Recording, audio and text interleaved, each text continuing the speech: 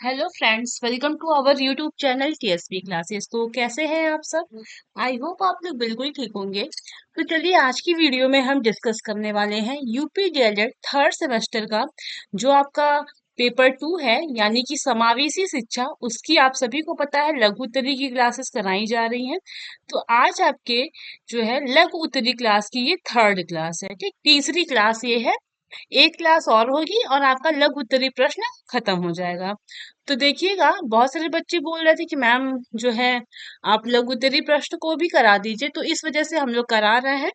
और ये जैसे ही सब्जेक्ट कंप्लीट होगा फिर आपको दूसरा सब्जेक्ट स्टार्ट कर दिया जाएगा, और चीजों को ध्यान में रखते हुए, क्योंकि अभी तो आपका एग्जाम का डेट आया भी नहीं है और ना ही बोर्ड का फॉर्म फिल हुआ है। तो एग्जाम में तो मान के चलिए 15 दिन का टाइम तो लगेगा, क्योंकि जब बोर्ड का फॉर्म फिल होगा उसी के 15 दिन बाद ही आपका एग्जाम होता है, ठीक। ऐसा जैसा कि पिछले वर्षों में हुआ है उसके बेस पे आपको बताया जा रहा है। तो अभी तो एग्जाम की डेट भी नहीं आई है। पहले तो बोर्ड का फॉर्म फिल होगा, फिर एग्जाम की डेट आएगी। तो देखिएगा, बाकी बातों को साइड में रखते हैं, बढ़ते हैं प्रश्नों की तरफ। और आज क्वेश्चन नंबर 36 से स्टार्ट कर रहे हैं। 2019 में पूछा हुआ है। प्रश्न में पूछ रहा है, विकलांग बालकों की पुनर्वास योजना तैयार कीजिए। यानी कि आपके जो विकलांग बालक होते हैं ना, उनका जो पुनर्वास योजना है उसको बताना बनाना है, सॉरी बताना है। यानी कि इनका जो विकलांग बच्चे जो होते हैं उनको किस प्रकार से शिक्षा दी जाती है, या कौन कौन से एनजीओ वगैरह होती है, कौन कौन सी सुविधाएं होती है, कौन कौन सा अधिकार होता है, ये सारी चीजें इनके पुनर्वास योजना में शामिल होते हैं। तो देखते हैं कौन कौन से हैं। विकलांग बच्चों के लिए शारीरिक पुनर्वास उपायों में निम्न शामिल हैं, ठीक। विकलांग बालकों विकलांग बालकों के लिए शारीरिक पुनर्वास उपायों में निम्न शामिल है। क्या क्या शामिल है?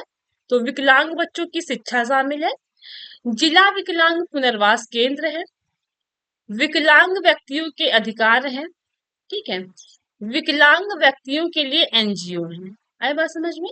अगला है विकलांगों के लिए सुविधाएं 2018। यानी कि आपके जो विकलांग बच्चे होते हैं उनकी जो पुनर्वास योजना है उसमें जो जो उपाय है ना उसको शामिल किए गए हैं। तो कौन कौन से हैं वो देखते हैं।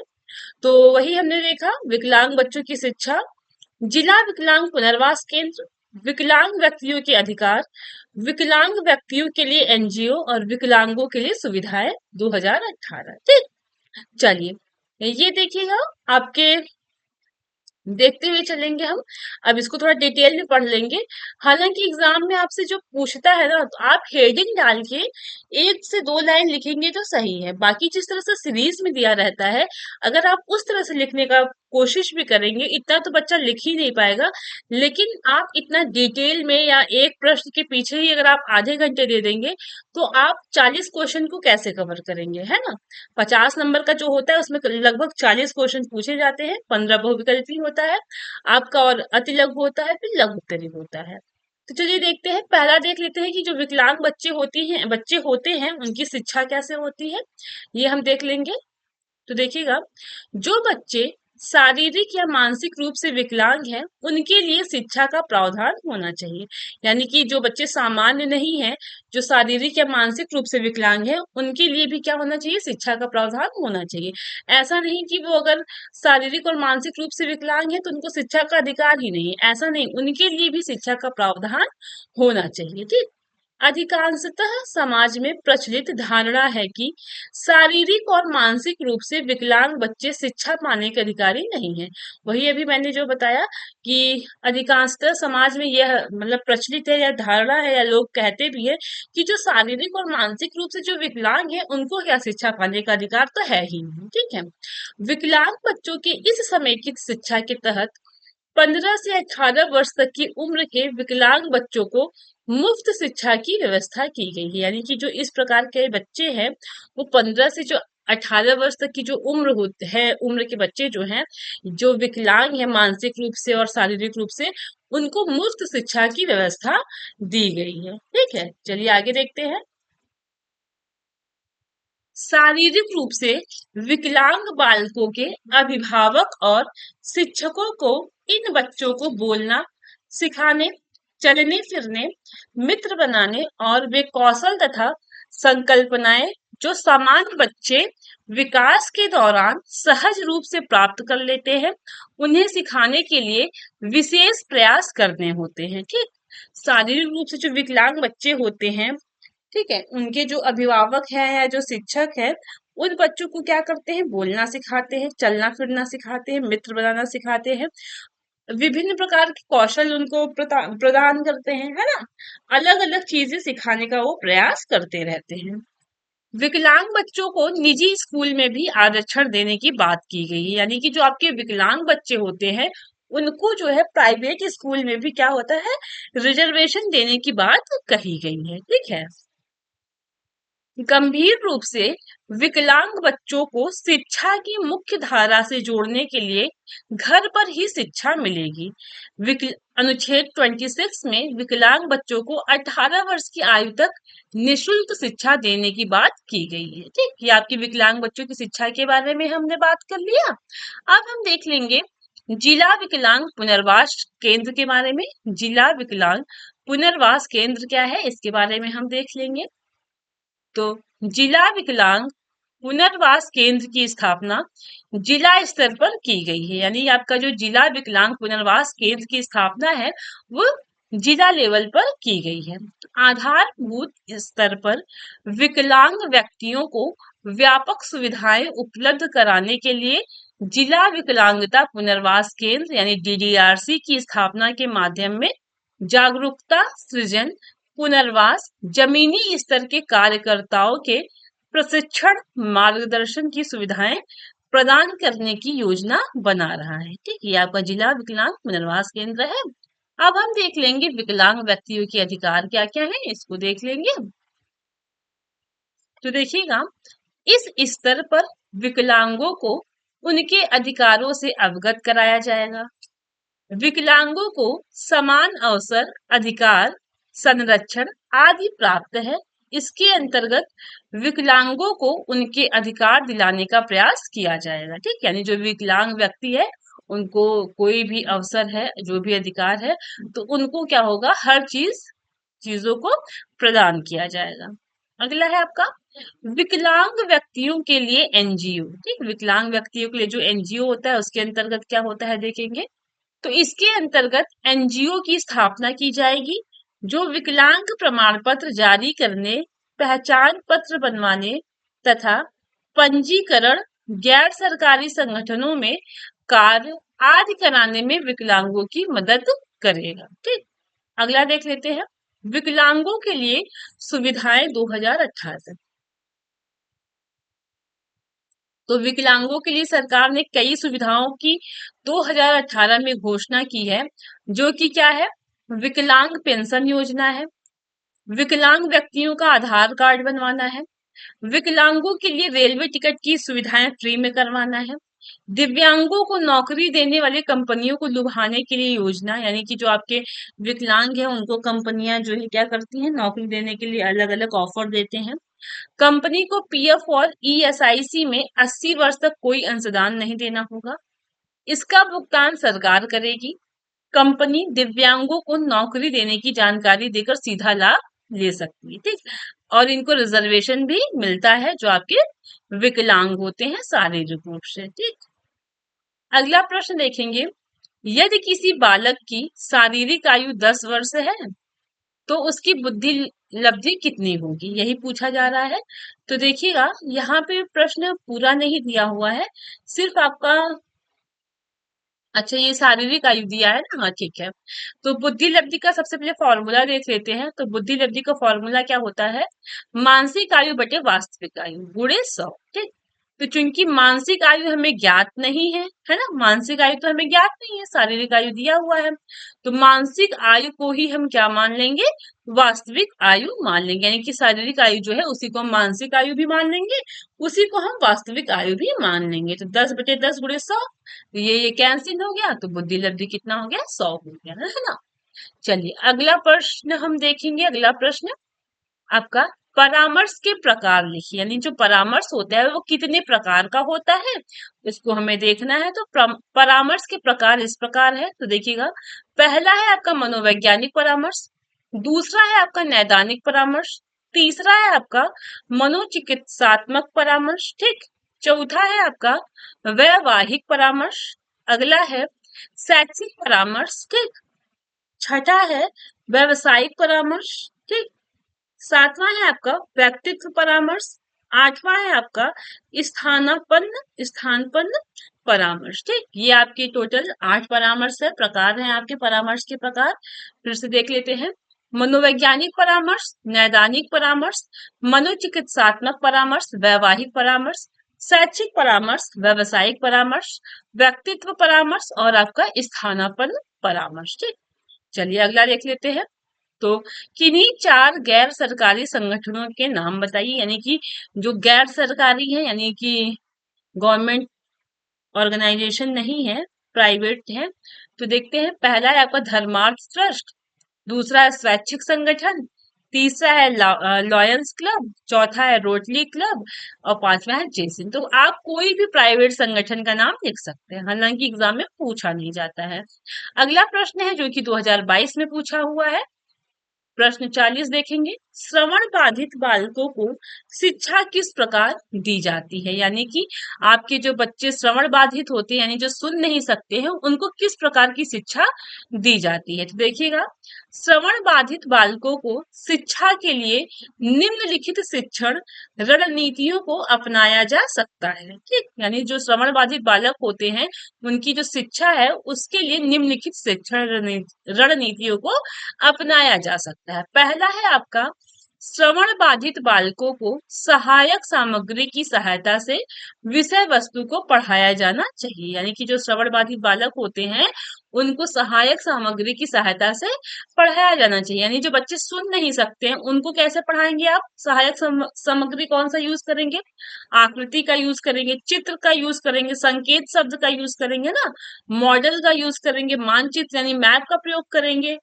तो जो बच्चे सुन नहीं सकते हैं उनको सहायक सामग्री की सहायता से विषय वस्तु को पढ़ाया जाना चाहिए, ठीक। चलिए आगे देखेंगे, पढ़ाते समय इन बालकों से बीच बीच में प्रश्न पूछना चाहिए, इससे यह पता चलता है कि बालक पढ़ाई गई बात को कितना समझ रहा है, यानी कि जब बच्चों को पढ़ाते हैं तो उनसे बीच बीच में प्रश्न पूछना चाहिए, है ना, कि बच्चा जो हम पढ़ा रहे हैं वो बच्चे को समझ में आ रहा है कि नहीं।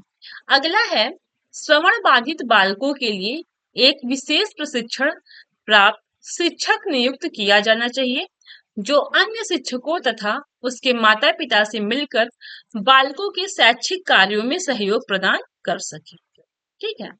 यानी कि जो श्रवण बाधित बालक होते हैं उनको जो है क्या करना चाहिए, उनके लिए ऐसे टीचर्स की नियुक्ति की जानी चाहिए जो अच्छे से भली भांति से क्या हो, ट्रेन हो, है ना।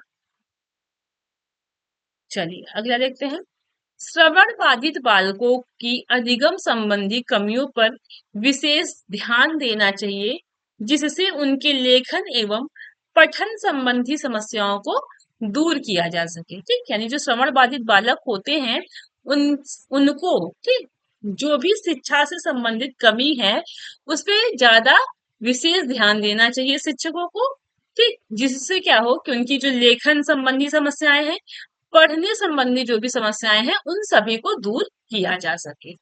चलिए अगला देख लेंगे, वर्तमान समय में श्रवण बाधित बालकों के शिक्षण के लिए कंप्यूटर का प्रयोग किया जा रहा है, यानी कि हाल ही में हमारा जो वर्तमान टाइम है इसमें जो बच्चे श्रवण बाधित हैं उनके लिए जो है शिक्षा का जो प्रकार है उसके लिए कंप्यूटर का प्रयोग हो रहा है, ठीक।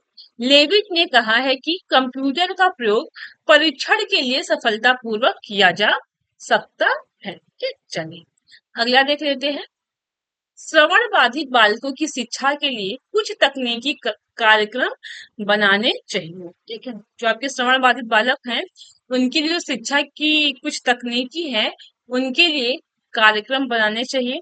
रोचेस्टर तकनीकी विज्ञान संस्थान में स्थिर बधिरों के लिए इस प्रकार के कार्यक्रम उपलब्ध हैं।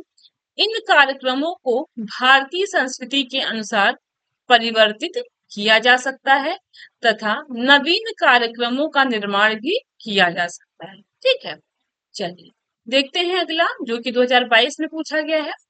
अधिगम असमर्थी बालक कौन होते हैं? तो देखिएगा, समझिएगा चीजों को। अधिगम अक्षम बालक से तात्पर्य उन बालकों से है जो सीखने की दृष्टि से बहुत अधिक असमर्थ या अक्षम होते हैं, यानी कि ऐसे बच्चे जो सीखने की दृष्टि से क्या होते हैं, बहुत कमजोर होते हैं, बहुत धीरे सीखते हैं, या तो सीखने में बहुत ही असक्षम होते हैं, है ना।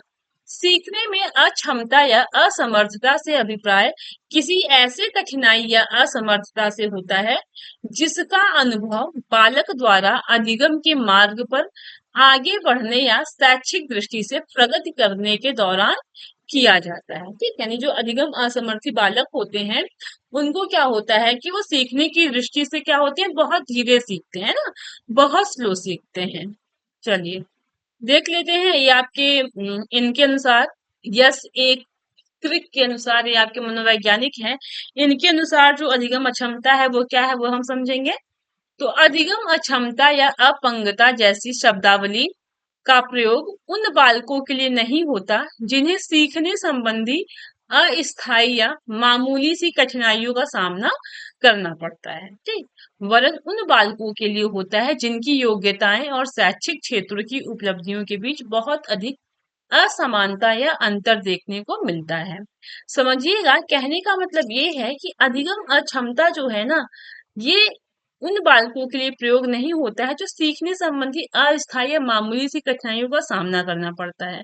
कहने का मतलब ये है कि ये ऐसे बच्चे होते हैं जो सीखने में क्या होते हैं कि जो हल्का फुल्का कठिनाई का सामना नहीं करते हैं, यानी कि जैसे कि कुछ बच्चे होते हैं जिनको कभी कभी थोड़ी बहुत कठिनाई या समस्या होती है, वो बच्चे अधिगम अक्षमता या अपंगता के अंतर्गत नहीं आते हैं, है ना। इसके अंतर्गत ऐसे बच्चे आते हैं जो बिल्कुल असक्षम हो सीखने में, है ना। चलिए आगे देखेंगे। स्तर का होता है कि जिसकी व्याख्या उनकी मानसिक विकलांगता, इंद्रियजन्य दोष, संवेगात्मक उथल पुथल या अधिगम हेतु मिलने वाले अवसर तथा परिस्थितियों के अभाव के रूप में नहीं की जा सकती। ठीक है, इस यस एक क्रिक के अनुसार, है ना, यस एक क्रिक के अनुसार अधिगम अक्षमता के बच्चे ये होते हैं। चलिए आगे देख लेते हैं। 2022 में पूछा हुआ प्रश्न है, 42 क्वेश्चन है। शारीरिक एवं बौद्धिक कमजोर बालकों से आप क्या समझते हैं? तो समझिएगा, तो विविध आवश्यकता वाले बालकों को अपवादी बालक भी कहा जाता है सामान्यतः। यानी पूछा जा रहा है आपसे क्वेश्चन में कि जो शारीरिक रूप से या फिर बौद्धिक बुद्धि रूप से जो कमजोर बालक होते हैं उनसे आप क्या समझते हैं, है ना। तो देखिएगा, समझिएगा, विविध आवश्यकता वाले जो बालक होते हैं, ठीक, उनको अपवादी बालक भी कहा जाता है। सामान्यतः वे बालक जो अपनी योग्यताओं, क्षमताओं, व्यक्तित्व एवं व्यवहार के द्वारा अपनी उम्र के अन्य बच्चों से भिन्न होते हैं, विविध या विशिष्ट आवश्यकता वाले बालक कहे जाते हैं। ठीक, इन बच्चों का मानसिक विकास या तो इतना अधिक होता है कि वे आगे निकल जाते हैं या फिर इतना कम होता है कि वे अन्य बालकों से पीछे रह जाते हैं। इन दोनों ही स्थितियों में इस प्रकार के बच्चों को अलग प्रकार की शिक्षा एवं अन्य सुविधाओं की आवश्यकता होती रहती है। ठीक है, तो देखिएगा, क्रो और प्रो के अनुसार हम देख लेंगे। नहीं, क्वेश्चन इतना आता है, आप किसी भी एक मनोवैज्ञानिक की परिभाषा लिख देंगे तो बहुत है। ठीक, बहुत सारे लोगों की चीजों को पढ़ेंगे तो कंफ्यूजन ही होगा। क्रो और प्रो के अनुसार पढ़ लीजिए, आपको जो भी इजी लगे उसको आप लिख दीजिए। विशिष्ट प्रकार या विशिष्ट शब्द ऐसे गुणों या उस गुण को रखने वाले व्यक्ति पर लागू होता है जिसके कारण वह व्यक्ति अपने साथियों का विशिष्ट ध्यान अपनी ओर आकर्षित करता है। हालांकि इससे तो कोई संबंध है ही नहीं। चलिए आगे देखते हैं। ये आप सब, ये है अलग अलग वैज्ञानिकों का मत है। चलिए अगला प्रश्न देख लेते हैं जो 2022 में पूछा हुआ है। समावेशी शिक्षा की प्रकृति बताइए। ठीक, यानी कि समावेशी जो शिक्षा है इसकी क्या प्रकृति है इसको बताना है। देखते हैं। तो शारीरिक एवं मानसिक दृष्टि से, ठीक, शारीरिक एवं मानसिक दृष्टि से भिन्न देखे जाने के अतिरिक्त एक स्वतंत्र अधिगमकर्ता के रूप में देखे जाने की आवश्यकता है, जिससे लोकतांत्रिक स्कूल में बच्चे के समुचित समावेशन हेतु समावेशी शिक्षा के वातावरण का सृजन किया जा सके।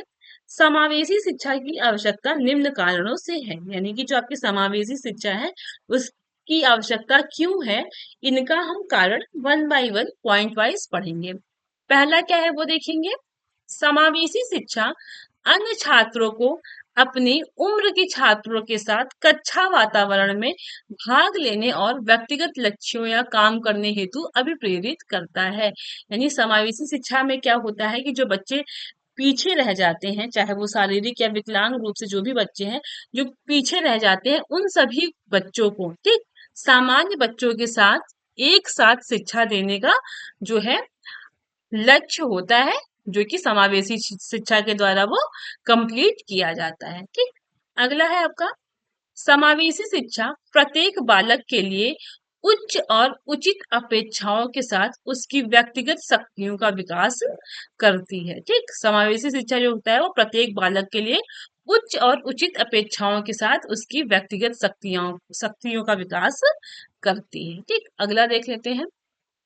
समावेशी शिक्षा बालकों को शिक्षा के क्षेत्र में व उनकी स्थानीय स्कूलों की गतिविधियों में उनके माता पिता को भी सम्मिलित करने का पक्षधर होता है। अगला देख लेंगे। समावेशी शिक्षा सम्मान और अपनेपन की स्कूल संस्कृति के साथ साथ व्यक्तिगत मतभेदों को स्वीकार करने के लिए अवसर प्रदान करती है। ठीक, अगला देखेंगे। समावेशी शिक्षा बच्चों में अपनी स्वयं की व्यक्तिगत आवश्यकताओं और क्षमताओं के साथ प्रत्येक बालक में एक व्यापक विविधता के साथ मित्रता का विकास करने की क्षमता उत्पन्न करती है। इस प्रकार समावेशी शिक्षा समाज के सभी बच्चों को शिक्षा की मुख्य धारा से जोड़ने की बात का समर्थन करती है। ठीक, अगला देखेंगे। समावेशित शिक्षा प्रत्येक बालक के लिए उच्च और उचित उम्मीदों के साथ उसकी व्यक्तिगत शक्तियों का विकास करती है। ठीक, अगला देख लेते हैं। प्रत्येक बालक स्वाभाविक रूप से सीखने के लिए क्या होते हैं, अभिप्रेरित होते हैं। ठीक, अगला है आपका पॉइंट। समावेशी शिक्षा बालक को अन्य बालकों के समान कक्षा गतिविधियों में भाग लेने और व्यक्तिगत लक्ष्यों पर कार्य करने के लिए अभिप्रेरित करते हैं। ठीक, अगला देख लेते हैं। समावेशी जो शिक्षा है उसमें बालकों की शिक्षण गतिविधियों में उनके माता पिता को भी सम्मिलित करने के लिए समर्थन देती है। ठीक है, अगला प्रश्न है आपका शैक्षिक पर्यवेक्षण की विशेषता बताइए, जो कि 2022 में पूछा हुआ है। तो देखिएगा पर्यवेक्षण की जो विशेषताएं होती हैं वो क्या क्या है। तो पहली विशेषता देखेंगे। पर्यवेक्षण के अंतर्गत नवीन विधियों एवं उपकरणों का प्रयोग किया जाता है। यानी जो पर्यवेक्षण होता है उसके अंतर्गत क्या होता है, जो नवीन विधि है या नवीन जो आपके उपकरण है उन सब चीजों का प्रयोग किया जाता है। जो पर्यवेक्षण का स्वरूप है वो कैसा होना चाहिए, गत्यात्मक होना चाहिए। ठीक, अगला है पर्यवेक्षण शिक्षक संस्थान के कार्यक्रमों को निश्चित करता है। ठीक, पर्यवेक्षक जो होता है वो शिक्षण संस्थान के जो कार्यक्रम होते हैं उसको निश्चित करता है। अगला है पर्यवेक्षण में सीखने की क्रियाओं का विस्तार किया जाता है। ठीक, अगला है पर्यवेक्षण का आधुनिक प्रत्यय प्रजातांत्रिक होता है। पर्यवेक्षण का जो आधुनिक प्रत्यय वैज्ञानिक एवं तकनीकी सेवा है वो होता है। यानी जो पर्यवेक्षण का आधुनिक प्रत्यय वैज्ञानिक एवं तकनीकी सेवा है। ठीक, अगला है आपका पर्यवेक्षण का आधुनिक प्रत्यय नेतृत्व पर आधारित होता है। ठीक, अगला पर्यवेक्षण का जो आधुनिक प्रत्यय शिक्षण है वो संस्थान एवं छात्रों के विकास पर जोर देता है। अगला देख लेते हैं। पर्यवेक्षण क्या होता है, एक वैज्ञानिक विधि है। पर्यवेक्षण का जो प्रत्यय है वो परामर्शदाता की भूमिका निभाता है। ठीक, पर्यवेक्षण का परंपरागत रूप सत्तात्मक होता है। चलिए अगला प्रश्न देख लेते हैं। 2022 में पूछा है, अधिगम बाधित बालकों हेतु शिक्षण सिद्धांत बताइए। यानी जो अधिगम बाधित बालक हैं उनके लिए जो शिक्षण सिद्धांत है वो बताना है। तो शैक्षिक रूप से पिछड़े बच्चों की जो शिक्षा व्यवस्था है वो हम कैसे करेंगे वो देखेंगे। तो पॉइंट वाइज देखते हुए चलेंगे। शैक्षिक रूप से पिछड़े बच्चों की शिक्षा व्यवस्था निम्नलिखित प्रकार से करेंगे। पहला है आपका सहानुभूति पूर्वक व्यवहार करना है। जो शैक्षिक रूप से जो पिछड़े बच्चे होते हैं उनकी जो शिक्षा होती है वो सहानुभूति पूर्वक से हम उनके साथ व्यवहार करेंगे। ठीक, उपचारात्मक कक्षाओं के द्वारा हम करेंगे, श्रेणीहीन कक्षा के द्वारा, धीमी गति से पढ़ाना, आत्मविश्वास में वृद्धि करना। ठीक, इन सब व्यवस्था हम शैक्षिक रूप से पिछड़े बच्चों के लिए करेंगे। अगला प्रश्न देख लेते हैं। धीमी गति से सीखने वाले बच्चों के कारण स्पष्ट कीजिए। यानी जो आपके बच्चे धीमी गति से सीखते हैं क्या क्या कारण है उसको बताना है। तो पहला कारण ये है कि संवेगात्मक घटक, यानी कि इमोशनली कुछ प्रॉब्लम होती है। व्यक्तिगत घटक, ठीक। तीसरा है परिवार के सदस्यों का मानसिक स्तर। अगला है आपका आर्थिक परिस्थिति या गरीबी। ये सब कारण जो है वो है धीमी गति से सीखने वाले बच्चों के, ये सब सारे कारण हैं। चलिए अगला प्रश्न देख लेंगे। विशिष्ट आवश्यकता वाले बच्चों से क्या अभिप्राय है। तो जो बच्चे सामान्य बच्चों से भिन्न होते हैं वे विशिष्ट आवश्यकता वाले बच्चे कहलाते हैं। ठीक, जो बच्चे क्या होते हैं सामान्य बच्चों से भिन्न होते हैं वे बच्चे क्या कहलाते हैं, विशिष्ट आवश्यकता वाले बच्चे कहलाते हैं। तो इनकी क्या विशेषताएं हैं। तो इनकी जो बुद्धि लब्धि होती है वो 90 से 110 होती है। विशिष्ट आवश्यकता वाले जो बच्चों के लक्षण होते हैं वो गुण स्वरूप सामान्य बच्चों से विशिष्ट होते हैं। ठीक है, चलिए अगला देख लेते हैं। विशिष्ट आवश्यकता वाले बच्चों की पहचान आप कैसे करेंगे वो हमको देखना है। तो विशिष्ट आवश्यकता वाले जो बच्चे हैं उनकी हम पहचान सबसे पहले कैसे करेंगे, उनका जो व्यवहार है उसके अवलोकन द्वारा, यानी जो व्यवहार के अवलोकन के द्वारा हम पहचानेंगे। दूसरा है आपका मानसिक परीक्षण के द्वारा पहचानेंगे। ठीक, अगला है निरीक्षण के द्वारा हम पहचानेंगे। अगला है आपका शैक्षिक परिणामों के द्वारा हम पहचानेंगे।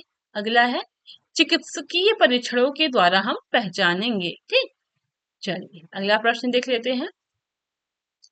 मनोविज्ञान शाला उत्तर प्रदेश इलाहाबाद के प्रमुख कार्य बताइए। यानी आपको जो मनोविज्ञान शाला है उत्तर प्रदेश में उनका क्या कार्य है उसको हमें बताना है। ठीक, सबसे पहला जो कार्य है वो है निर्देशन से संबंधित कार्य। ठीक, गाइडेंस से संबंधित जो कार्य है वो है। तो पहला है आपका बाल निर्देशन। ठीक है, दूसरा है आपका शैक्षिक निर्देशन, तीसरा है आपका व्यक्तिगत निर्देशन और चौथा है आपका व्यवसायिक निर्देशन। ठीक है, दूसरा कार्य क्या है, प्रशिक्षण कार्य है, यानी ट्रेनिंग का कार्य है। तो इसके द्वारा शैक्षिक व्यक्तित्व बाल एवं व्यवसायिक निर्देशन को देने के लिए एवं मनोवैज्ञानिक बनाने के लिए 1 वर्षीय प्रशिक्षण दिया जाता है। ठीक, अगला सेवाकालीन प्रशिक्षण। यह शाला यानी आपका जो ये प्रयोगशाला है वो सेवाकालीन प्रशिक्षण की भी व्यवस्था करती है। ठीक, अगला राष्ट्रीय प्रतिभा खोज परीक्षा, यानी यह संस्था क्या क्या कराती है, प्रतिभा खोज परीक्षा का आयोजन भी कराती है। यानी प्रतिभा खोज परीक्षा के आयोजन का भी कार्य करती है। अगला है यह प्रकाशन से संबंधित कार्य भी करती है। ठीक है, क्या करती है, यह प्रकाशन से संबंधित कार्य भी करती है। अगला प्रश्न देख लेते हैं। मंडलीय मनोविज्ञान शाला का प्रमुख कार्य बताइए। यानी कि जो आपका मंडलीय मनोविज्ञान शाला है इसका प्रमुख कार्य क्या है इसको बताना है। तो पहला क्या कार्य है वो देखेंगे, छात्रों की मनोवैज्ञानिक समस्याओं के निवारण हेतु परामर्श देना। यानी कि जो छात्रों को जो भी समस्याएं होती हैं उनको निवारण के लिए परामर्श देना। अगला है आपका विशिष्ट आवश्यकता वाले बच्चों को परामर्श देना। ठीक, अगला है मनोविज्ञान शाला उत्तर प्रदेश इलाहाबाद के कार्यों का मंडलीय स्तर पर सेवा प्रदान करना। ठीक, अगला है छात्रों को व्यवसाय चयन के लिए परामर्श देना। चलिए अगला प्रश्न देख लेते हैं। निरीक्षण का अर्थ एवं उद्देश्य बताइए। ठीक, निरीक्षण का अर्थ और उद्देश्य बताना है। तो डॉक्टर मुखर्जी के अनुसार वरिष्ठ अध्यापक अथवा प्रधानाध्यापक द्वारा किए गए मूल्यांकन को निरीक्षण कहा जाता है। यानी कहने का मतलब ये है कि जो आपके वरिष्ठ अध्यापक होते हैं या जो प्रधानाध्यापक होते हैं, उनके द्वारा जो मूल्यांकन किया जाता है वही आपका क्या कहलाता है, निरीक्षण कहलाता है। ठीक, उद्देश्य क्या है? पहला उद्देश्य तो ये है कि निरीक्षण के माध्यम से कमियों को क्या होता है, जानना जाता है और उन कमियों का सुधार किया जाता है। ठीक, चलिए आगे देखेंगे। दूसरा क्या है आपका उद्देश्य? मार्गदर्शन करना। ठीक, तीसरा है आपका मूल्यांकन करना और चौथा है आपका अनुशासन बनाए रखना। ठीक, चलिए अगला देख लेते हैं। पर्यवेक्षण क्या है? पर्यवेक्षण के कार्य क्या क्या है वो बताना है। तो सबसे पहले हम देखेंगे पर्यवेक्षण क्या है। तो पर्यवेक्षण शब्द अंग्रेजी शब्द सुपरविजन का हिंदी रूपांतर है। यानी आपका जो पर्यवेक्षण शब्द है इसको इंग्लिश में सुपरविजन बोलते हैं। पर्यवेक्षण द्वारा शिक्षण अधिगम प्रक्रिया में सुधार लाया जाता है। यानी पर्यवेक्षण के द्वारा क्या होता है, जो शिक्षण अधिगम है इस प्रक्रिया में सुधार लाया जाता है। ठीक है, अगला देखते हैं। ब्रूस लेलर के अनुसार प्रायः प्रशासन और पर्यवेक्षण एक सिक्के के दो पहलू हैं। वस्तुतः एक दूसरे के कार्यों में अंतर कर पाना बड़ा कठिन है, क्योंकि दोनों का उद्देश्य प्रमुख रूप से अधिगम अध्यापन में सुधार लाना है। ठीक है, तो पर्यवेक्षण के कार्य देख लेते हैं क्या है। अधिगम प्रक्रिया में सुधार लाना, अनुशासन बनाए रखना, शैक्षिक गुणवत्ता में सुधार लाना और अगला है योजना निर्माण करना। ये पर्यवेक्षण के कार्य हैं। ठीक, अगला प्रश्न देख लेंगे। किन्हीं चार सरकारी संगठनों के नाम बताइए। यानी कि कोई भी आप चार सरकारी संगठन का नाम बताना है। तो पहला जो है वो है मनोविज्ञान शाला, उत्तर प्रदेश इलाहाबाद में है। मंडली मनोविज्ञान केंद्र, तीसरा आपका डायट है और चौथा आपका जिला चिकित्सालय है। ठीक, चलिए अगला प्रश्न देख लेंगे। प्रखर प्रतिभाशाली बच्चों से आप क्या समझते हैं? यानी कि जो बच्चे प्रतिभाशाली होते हैं उनसे आप क्या समझते हैं? इनकी विशेषताएं क्या है? मूल समस्या तथा इनकी शिक्षा व्यवस्था को समझाइए। 2019 में पूछा हुआ प्रश्न है। प्रतिभाशाली बच्चों की विशेषताएं तथा शिक्षा व्यवस्था को स्पष्ट कीजिए। ठीक, तो चलिए देखते हैं। एक ही प्रश्न में दो तीन पूछ लिया है।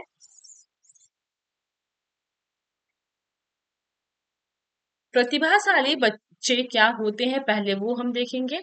प्रखर या प्रतिभाशाली बच्चे वे बच्चे कहलाते हैं जिनकी जो बुद्धि लब्धि होती है वो सामान्य बच्चों से क्या होती है, बहुत अधिक होती है। ठीक, तो टर्मन एवं ओडम के अनुसार देख लेते हैं। तो इनके अनुसार जो प्रतिभाशाली बच्चे हैं, प्रतिभाशाली बच्चे शारीरिक गठन, सामाजिक समायोजन, व्यक्तित्व के गुणों, विद्यालय उपलब्धि, खेल की सूचनाओं और रुचियों की विविधता औसत बच्चों से श्रेष्ठ होती है। ठीक, चलिए अगला देख लेते हैं। प्रखर बच्चों की विशेषताएं। ठीक है, प्रखर बच्चों की विशेषताएं क्या है वो देखेंगे। विटी के अनुसार, ठीक, विटी के अनुसार प्रखर बुद्धि बालकों में निम्नलिखित विशेषताएं पाई जाती हैं। क्या क्या विशेषताएं पाई जाती हैं वो देखेंगे। पहला है प्रखर बच्चे जो होते हैं वो खेल अधिक पसंद करते हैं। ठीक है, यानी जो प्रखर बच्चे होते हैं वो खेलना अधिक पसंद करते हैं। दूसरा है प्रखर बच्चे धैर्यशील होते हैं, इनमें संवेगात्मक स्थिरता अधिक होती है। चलिए अगला देख लेते हैं। टर्मैन के अनुसार देखेंगे, इनके अनुसार जो विशेषता है, तो पहली विशेषता क्या है। प्रखर बुद्धि वाली जो बालिकाएं या बालक होते हैं इनकी जो अपेक्षा ये जल्दी सीखती हैं। ठीक, यानी जो आपकी प्रखर बुद्धि वाली बालिका होती है ना, वो बालकों की अपेक्षा क्या करती हैं, जल्दी सीखती हैं। प्रखर बच्चों में समझने की क्षमता अधिक होती है। यानी कि जो प्रखर बच्चे होते हैं इनकी जो समझने की क्षमता होती है वो अधिक होती है। ठीक, अगला देखेंगे। प्रखर बच्चों की मूल समस्याएं क्या है वो देखेंगे। प्रखर बच्चों की मूल समस्याओं को देखेंगे। तो पहला जो है वो है, जिन प्रतिभाशाली बच्चों की आर्थिक दशा अच्छी नहीं रहती है उन्हें आगे बढ़ने का अवसर नहीं मिल पाता है। ठीक, यानी कि जो इनकी मूल समस्या ये है कि जो बच्चे प्रतिभाशाली होते हैं, अगर उनकी इकोनॉमिकली कंडीशन अच्छी नहीं है, तो वो आगे बढ़ने का उनको अवसर नहीं मिल पाता है। ठीक, अगला है, जो परिवार सामाजिक रूप से नीचे स्तर के माने जाते हैं, उनके प्रतिभाशाली बच्चों को भी समाज के द्वारा कोई प्रोत्साहन नहीं दिया जाता है। ठीक, अगला है, कई प्रखर बच्चे मानसिक रोगों से ग्रस्त होते हैं और वे संवेगात्मक रूप से कुसमायोजित होते हैं। ऐसे बच्चों को भी प्रतिभा में कमी आती है। ठीक है, चलिए अगला देख लेते हैं। जो आपके प्रखर या प्रतिभाशाली बच्चे हैं, उनकी शिक्षा कैसी है, उसको हम देख लेंगे। तो प्रखर बच्चों के शिक्षण में विषय के व्यवहारिक या क्रियात्मक पक्ष पर विशेष ध्यान देना चाहिए। यानी कि जो आपके प्रखर बच्चे होते हैं, उनका जो भी विषय है, ठीक, या फिर उनके जो भी एक्टिविटीज हैं, उस पे विशेष ध्यान देना चाहिए। ठीक है, अगला देखेंगे। ऐसे बच्चों को पाठ्य पुस्तकों की अपेक्षा संदर्भ ग्रंथ पढ़ने हेतु विशेष रूप से प्रोत्साहित किया जाना चाहिए। ठीक, अगला है, ऐसे बच्चों को वाद विवाद प्रतियोगिता में भाग लेने हेतु विशेष रूप से प्रेरित किया जाना चाहिए। ठीक, अगला देखेंगे। प्रतिभाशाली बच्चों के क्रियाकलापों का समय समय पर मूल्यांकन करते रहना चाहिए। ठीक, अगला देख लेते हैं। प्रखर बच्चों में जिज्ञासा की भावना तीव्र रूप से पाई जाती है। वे अधिक से अधिक ज्ञान प्राप्त करना चाहते हैं, अतः उनके सामने आदर्शों का उदाहरण देना चाहिए। ठीक, ये प्रखर या प्रतिभाशाली बच्चों की शिक्षा का ये उदाहरण है, मतलब कि ये आपका इनका शिक्षा का स्वरूप है। अगला प्रश्न देखेंगे। विशिष्ट आवश्यकता वाले बच्चों की शिक्षा व्यवस्था स्पष्ट कीजिए। यानी जो आपके विशिष्ट आवश्यकता वाले बच्चे हैं, उनकी जो शिक्षा है, उसको बताना है। तो देखते हैं, प्रखर या प्रतिभाशाली बच्चों की शिक्षा। तो पहला क्या है, प्रतिभाशाली बच्चों के शिक्षण में विषय के व्यवहारिक या क्रियात्मक पक्ष पर विशेष बल देना चाहिए। ठीक, दूसरा क्या है, ऐसे बच्चों को पाठ्य पुस्तकों की अपेक्षा संदर्भ ग्रंथ पढ़ने हेतु विशेष रूप से प्रोत्साहित किया जाना चाहिए। ठीक, अगला है, ऐसे बच्चों को वाद विवाद प्रतियोगिता में भाग लेने हेतु विशेष रूप से प्रेरित किया जाना चाहिए। ठीक, अगला देख लेते हैं। प्रतिभाशाली बच्चों के क्रियाकलापों का जो समय समय पर मूल्यांकन होता है, उसको करते रहना चाहिए। ठीक, अगला देख लेंगे। तो प्रखर बच्चों में जिज्ञासा की भावना तीव्र रूप से पाई जाती है। वे अधिक से अधिक ज्ञान प्राप्त करना चाहते हैं, अतः उनके सामने उच्च आदर्शों का उदाहरण प्रस्तुत करना चाहिए। ठीक, अगला देखेंगे। प्रतिभाशाली बच्चों की जो बुद्धि लब्धि होती है, वो 140 से अधिक होती है। ठीक है, तो देखिएगा, हमने 58 तक कंप्लीट किया क्वेश्चन। ठीक, तो कल से हम 59 से शुरू करेंगे। कल की क्लास आपकी लघुत्तरी की समावेशी की लास्ट क्लास होगी। और क्लास कैसी लगी है कमेंट के थ्रू जरूर बताइएगा। हमारे चैनल पे नए हैं तो चैनल को सब्सक्राइब करिएगा, दोस्तों के साथ शेयर करिएगा, और एक लाइक एक और एक कमेंट तो बनता ही है। तो चलिए मिलते हैं कल की क्लास में फिर। Okay, thank you.